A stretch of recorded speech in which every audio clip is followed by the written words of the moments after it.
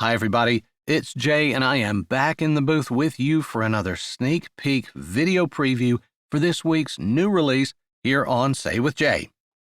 This week, our new release is Icicle Dreams. It's the second book in Jessie Gussman's Mistletoe Meadows Christmas Sweet Romance series.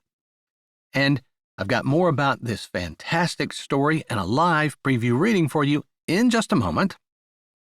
But, as we frequently do here, Jessie has included a dish within this story, and we thought it would be fun for me to make it for you here today, in yet another of our segment that we like to call Cooking with Jay. Okay, so there is a very popular appetizer in restaurants these days called fried dill pickles. You can find it nationwide. I can't speak to internationally or not, but it is a battered and deep-fried dill pickle slices served with typically ranch dressing. It's actually been around for a long time. The first recipe for fried pickles was in 1962 in Oakland, California, when a local newspaper carried a recipe which called for sweet pickles battered in pancake batter. That makes me so irrationally angry I can't even speak about it. But what I know and love as fried dill pickles actually came about or was popularized in 1963 by Burnell Fat Man Austin of the Duchess Drive-In in Atkins, Arkansas. Of course, in 1963, ranch dressing had not been exposed to the culinary world, so he served his with ketchup. But let's fast forward back to today. It's generally regarded as a restaurant-type appetizer for a couple of different reasons that we don't make it at home that much. It's kind of messy to make, certainly as far as deep-fried or fried things go. Things like French fries obviously are much easier. Also, they don't keep very well. You need to eat them as soon as they're made, right out of the fryer. So, for that reason, it's kind of the domain of restaurants. But what if you could at least capture the essence of a fried dill pickle at home? Well, that's what we're going to do here today and make fried dill pickle dip. It is really easy, really fast.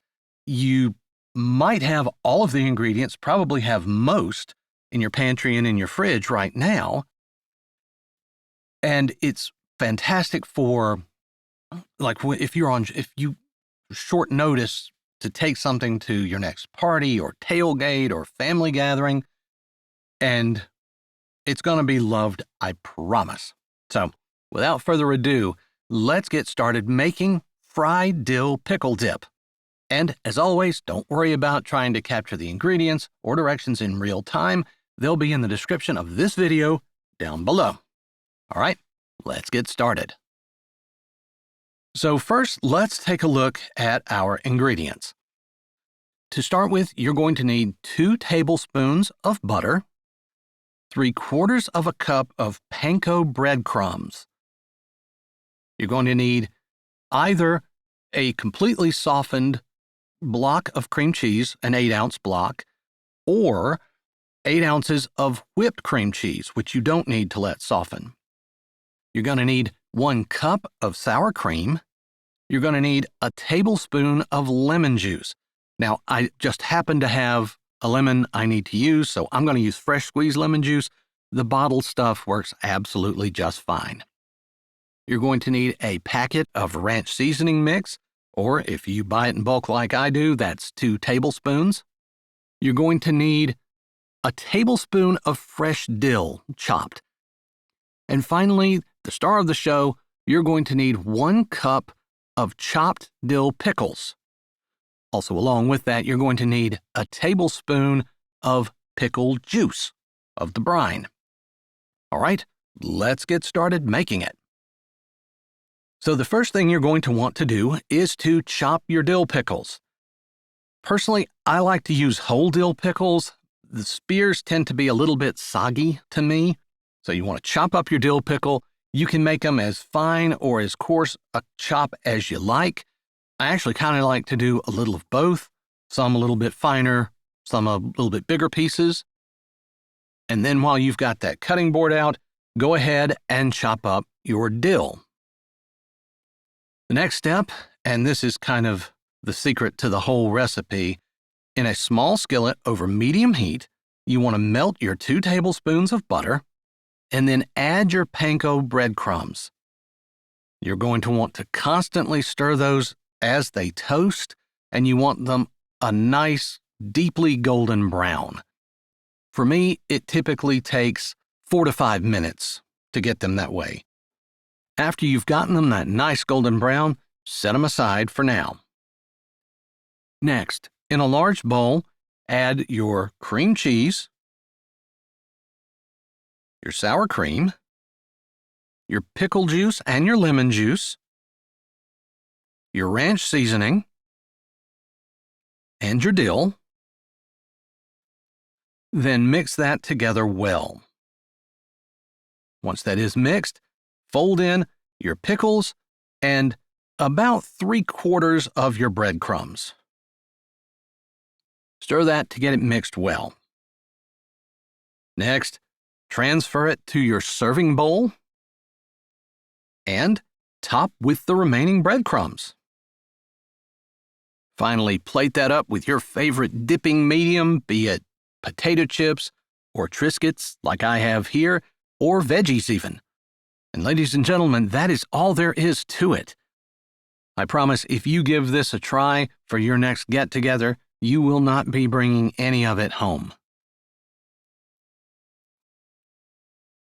As I said, it could not be simpler.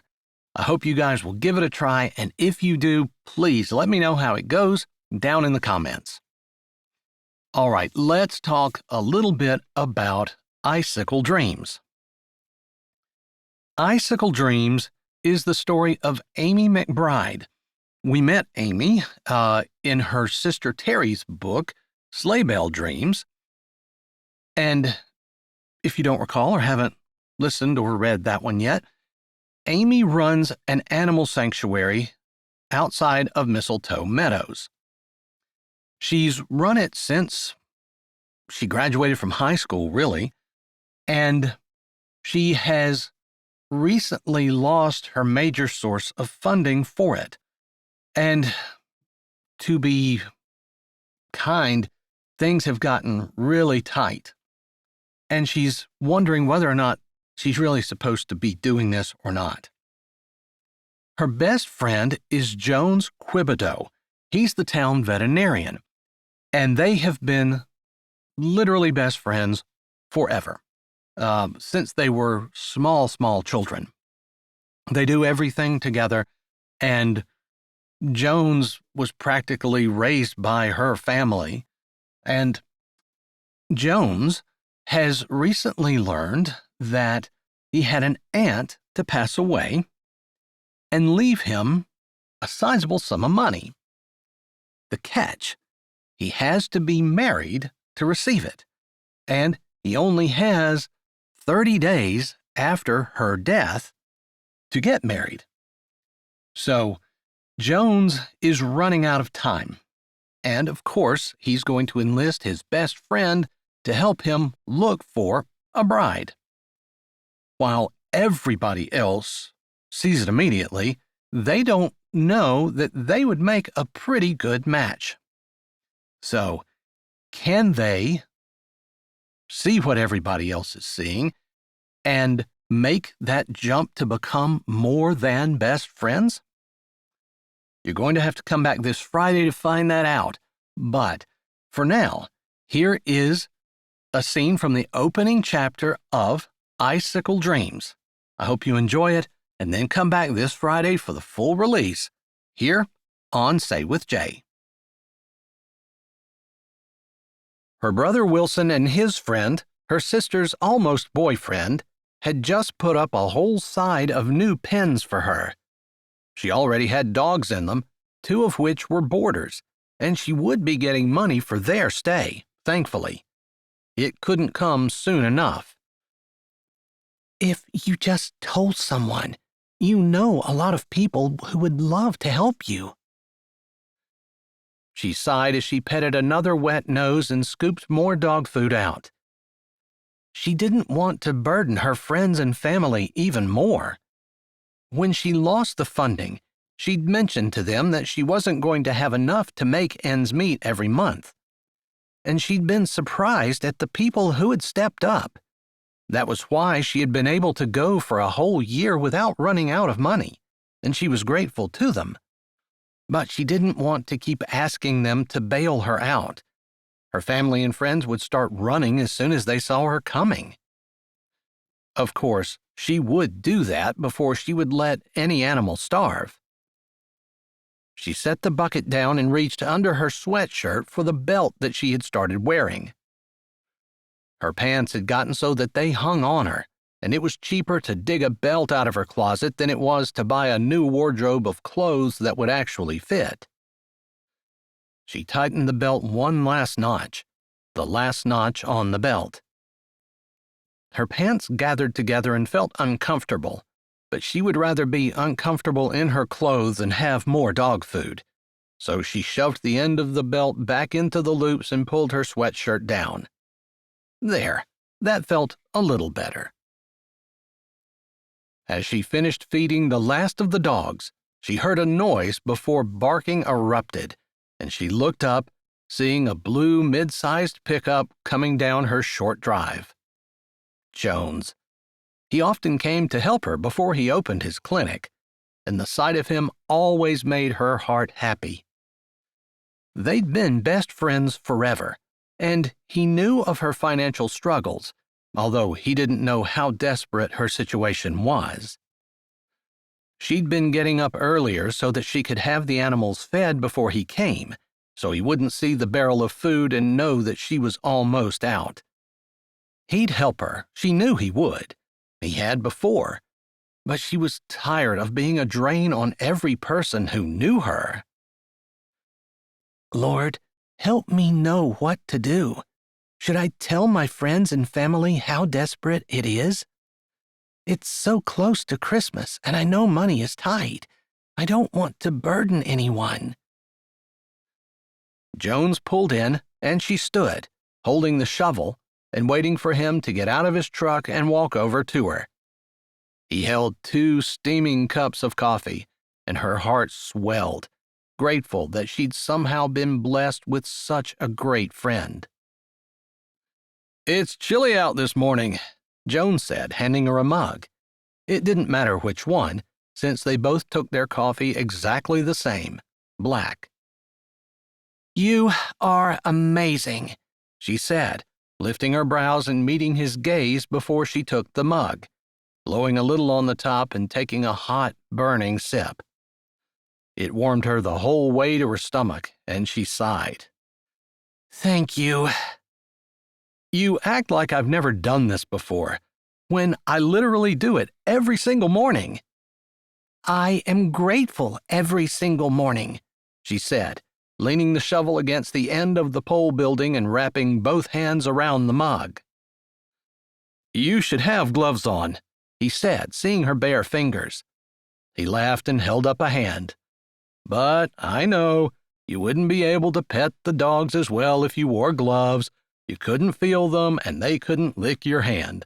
You'd miss all that stuff, and—" He stopped, and his expression said, "Did I miss anything?"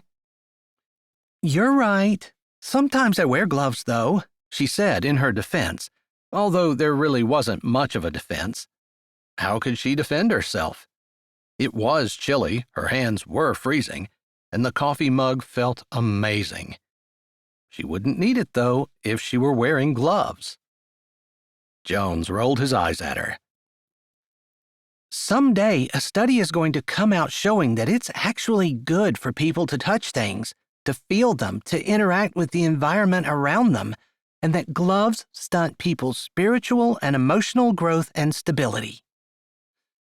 She wasn't sure such a study would ever be undertaken, but she was fairly certain that it was important, not just for her, but for the dogs, that she pet them every day.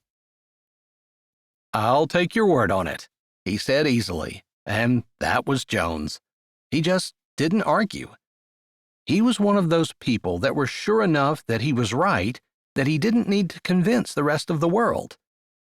He could stand alone if need be. It was one of the things she admired about him. It was part of the reason he'd done what he did when he opened his vet clinic.